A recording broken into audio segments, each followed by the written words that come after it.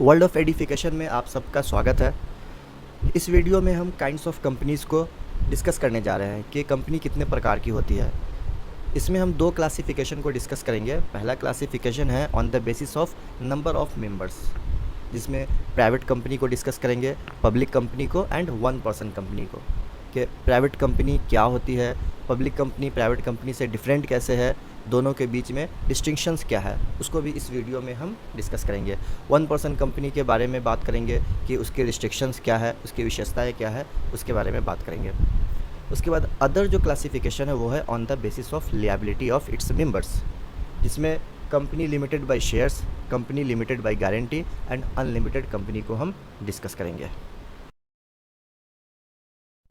सो first classification जो on the basis of number of members है, उसमें तीन तरह की कंपनीज़ होती है: private company, public company and one person company, जिसे ओपीसी कहा जाता है।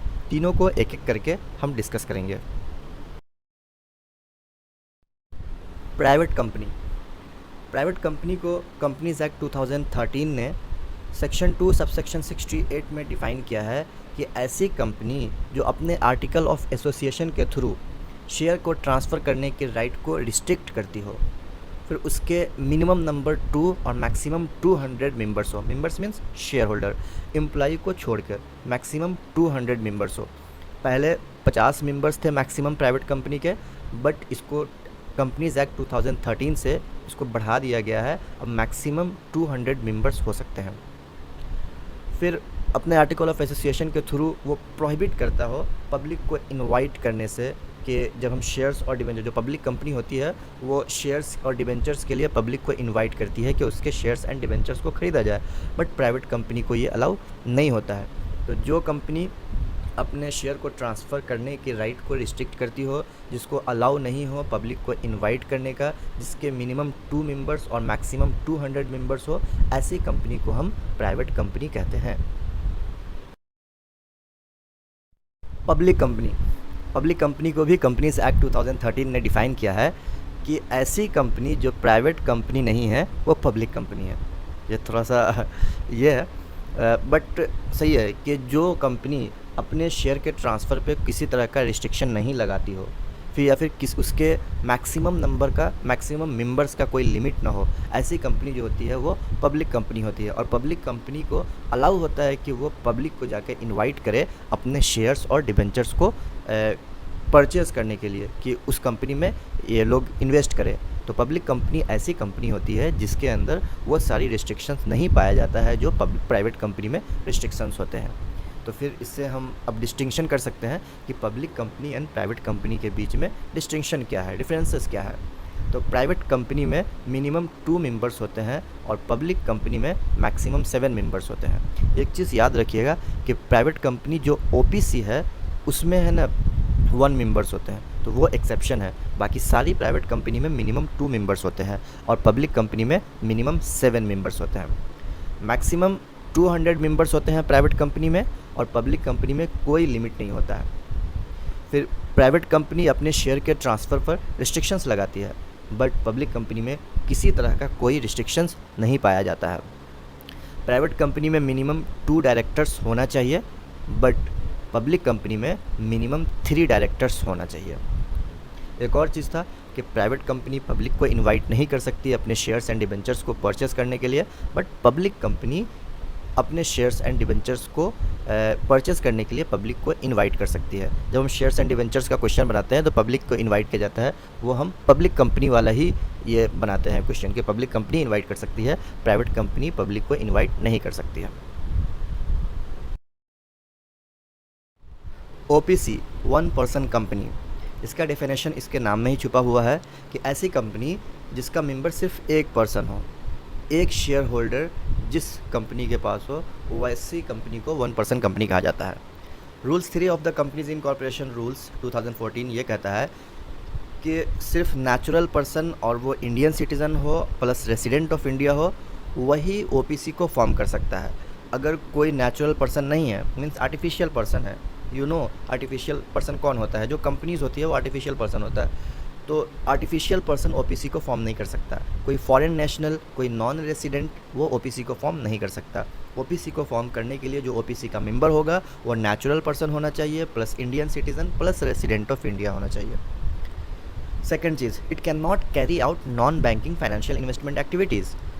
कि इसका मतलब ये हुआ कि ओपीसी किसी दूसरे कंपनी का स्टेक परचेज़ नहीं कर सकती, किसी दूसरे कंपनी में इन्वेस्टमेंट नहीं कर सकती, उसके शेयर्स को परचेज़ नहीं कर सकती है।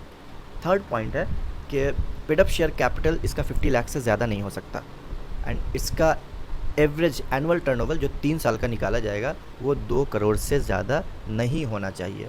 तो ये 4 इसकी रिस्ट्रिक्शंस है ओपीसी का। इससे हम प्राइवेट एंड पब्लिक कंपनी में डिफ्रेंशिएट कर सकते हैं। ओपीसी भी एक प्राइवेट कंपनी कहलाता है, बट प्राइवेट कंपनी से ओपीसी डिफरेंट है। कैसे, अभी हम बताते हैं कि प्राइवेट कंपनी में मिनिमम 2 मेंबर्स होना चाहिए, 1 पर्सन कंपनी में मिनिमम 1 मेंबर्स होना चाहिए। प्राइवेट कंपनी में मिनिमम 2 डायरेक्टर्स होना चाहिए, 1 पर्सन कंपनी में मिनिमम 1 डायरेक्टर्स होना चाहिए। प्राइवेट कंपनी को कोई फॉरेन नेशनल उसको फॉर्म कर सकता है, कोई नॉन रेसिडेंट फॉर्म कर सकता है, बट 1 पर्सन कंपनी को फॉर्म नहीं कर सकता है। 1 पर्सन कंपनी का कोई जो फॉरेन नेशनल है वो मेंबर नहीं हो सकता। उसी तरह से private company non banking financial investment activities कर सकती है, 1 पर्सन कंपनी ये एक्टिविटीज़ नहीं कर सकती है। प्राइवेट कंपनी का 50 लाख से ज़्यादा share capital, paid up share capital हो सकता है, बट 1 पर्सन कंपनी का नहीं होता है। तो ये सब डिफ्रेंशिएट है। हम आपसे रिक्वेस्ट ये करेंगे कि प्लीज़ कमेंट बॉक्स में आप 1 person company and private company के बीच में डिफरेंसेस को आप लिखिए, तो हमें भी अच्छा लगेगा और आपका भी नॉलेज ग्रो करेगा। Second classification on the basis of liability of members, companies limited by share. पहला तो यही है कि कंपनीज लिमिटेड बाय शेयर्स, कि इसमें जो कंपनीज होती है उसमें जो मेंबर्स होते हैं उसकी लिएबिलिटी लिमिट होती है उसके शेयर्स के अमाउंट तक, कि जितना शेयर्स उसने ख़रीदा है उतना अमाउंट ही वो पे करेगा। इसको और अगर हम एलोबरेट करें तो अगर कंपनी किसी को लॉस होता है, कंपनी का वाइंडिंग अप होता है लॉस होने के कारण, तो अब कंपनी ने अपना सारा एसेट बेच दिया, बेचने के बाद जो भी पैसा आया अपने क्रेडिटर्स को जिससे लोन लिया उसको पे कर दिया, फिर भी कुछ ऐसे हैं जिनको पेमेंट करना बाकी है, तो उसके लिए जो मेंबर्स है वो अपने इसको संपत्ति को बेच के पे नहीं करेगा। अगर वो अपना शेयर्स का अमाउंट पे कर चुका है तो उसकी अब कोई भी लिएबिलिटी नहीं बनती है। तो हम लोग जब भी पढ़ते हैं फीचर्स ऑफ कंपनी में कि लिमिटेड लिएबिलिटी ये क्या फीचर्स है कंपनी के, तो ऐसे ही कंपनी को पढ़ते हैं कि उसकी लिएबिलिटी उसके शेयर्स तक ही लिमिट होती है। दूसरा है कंपनीज लिमिटेड बाय गारंटी, कि उसमें मेंबर्स गारंटी देते हैं कि इतना तक की लिएबिलिटी का हम गारंटी दे रहे हैं कि अगर लॉस हुआ तो कंपनीज़ के एसेट को बेचने के बाद उसको पे करने के बाद अगर कुछ बच जाता है तो हम इतने तक की गारंटी लेते हैं, इतना लिएबिलिटी को हम बेयर कर देंगे। तीसरा होता है अनलिमिटेड कंपनीज, उसमें लिएबिलिटी की कोई सीमा नहीं होती है, सारा का सारा जो भी लिएबिलिटी बचा हुआ है वो मेंबर्स को अपने, मेंबर्स मीन शेयर होल्डर्स को अपने एसेट से पे करना पड़ेगा। तो ये इंडिया में इस टाइप की अनलिमिटेड कंपनीज नहीं पाई जाती है जिसमें मेंबर्स की लिएबिलिटी अनलिमिटेड होती है, ये इंडिया में पाया नहीं जाता है। तो ये प्लीज़ इस वीडियो को लाइक करें, शेयर करें एंड हमारे इस चैनल को सब्सक्राइब करें। And most important thing, feedback देना बिल्कुल ना भूलें। कमेंट बॉक्स में जाए एंड अपना फीडबैक दें। आपका फीडबैक बहुत ही इंकरेजिंग होता है एंड हेल्पफुल होता है। Thank you for watching.